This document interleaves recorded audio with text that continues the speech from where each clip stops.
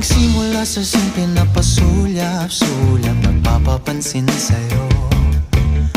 Umabot sa palitan ng mga mensahe, kilig na kilig ako. Kumusta, kain na, hello, magandang umaga. Ingat ka, pahinga, huwag kang masyadong magpupuyat pa. Naramdaman ng puso na dahan-dahan akong nahuhulog sa'yo. Sa kada araw natin na pag-uusap, meron nang